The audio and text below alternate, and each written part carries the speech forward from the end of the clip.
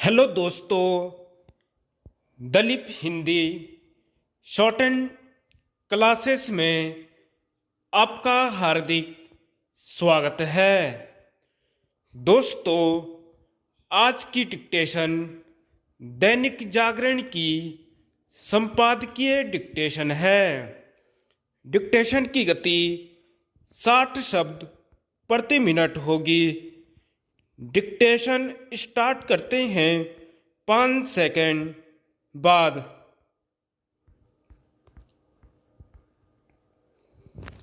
मनमानी पर लगाम। संसद में शोरगुल के बीच मोबाइल फोन पर अनचाही कॉल से मुक्ति दिलाने समेत अन्य समस्याओं का निदान करने वाले टेलीकॉम विधेयक का लोकसभा में पेश होना इसलिए उल्लेखनीय है क्योंकि ऐसे किसी कानून की सख्त आवश्यकता थी जो लोगों को इस समस्या से निजात दिला सके।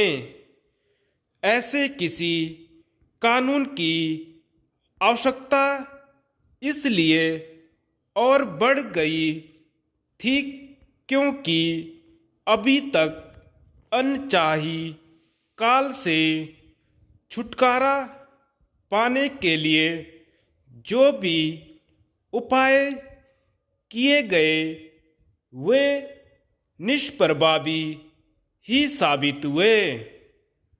सच तो यह है कि समय के साथ अनचाही कॉल आने का सिलसिला तेज हो गया था। ऐसी कॉल करने वाली कंपनियों पर कोई लगाम इसलिए नहीं लग पा रही थी क्योंकि दूरसंचार विनियामक प्राधिकरण यानी ट्राई के पास ऐसी कंपनियों के खिलाफ कोई कार्रवाई करने का अधिकार नहीं था। यह प्राधिकरण इन कंपनियों पर कोई जुर्माना भी नहीं लगा सकता था। यदि टेलीकॉम विधेयक कानून का रूप ले लेता है तो अनचाही कॉल करने वाली कंपनियों पर न केवल आर्थिक दंड लगाना संभव होगा बल्कि उनकी सेवाएं भी बंद की जा सकती हैं। यह अच्छा है कि उक्त विधेयक में यह भी प्राविधान किया गया है कि उपभोक्ताओं की अनुमति के बिना प्रमोशनल कॉल के साथ साथ ऐसे वीडियो और टेक्स्ट मैसेज भेजने पर भी पाबंदी होगी। टेलीकॉम विधेयक का एक महत्वपूर्ण प्राविधान यह भी है कि सरकार राष्ट्रीय सुरक्षा के लिए खतरा बन सकने वाले उपकरणों के इस्तेमाल पर प्रतिबंध लगा सकेगी। टेलीकॉम विधेयक के कानून का रूप लेने के बाद सरकार को सबसे पहला काम यह करना चाहिए कि देश में कार्यरत दूरसंचार कंपनियां चीनी उपकरणों का इस्तेमाल न कर सकें।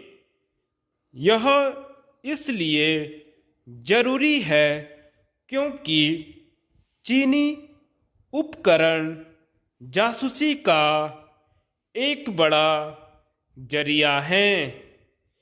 एक ऐसे समय जब संचार तकनीक की उपयोगिता बढ़ती जा रही है, तब इसका कोई औचित्य नहीं कि दूरसंचार कंपनियां चीन सरीके उन देशों के उपकरणों का इस्तेमाल करें जो राष्ट्रीय सुरक्षा के लिए खतरा हैं।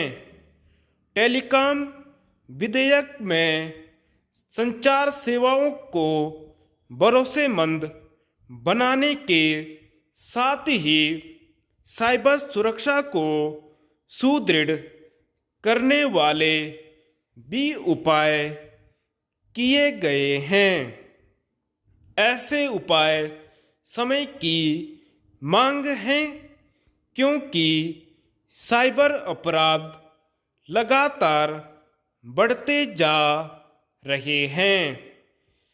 कई मामलों में यह देखने में आया है कि साइबर अपराधियों को पकड़ना तो दूर रहा, उनकी पहचान तक करना कठिन हो जाता है।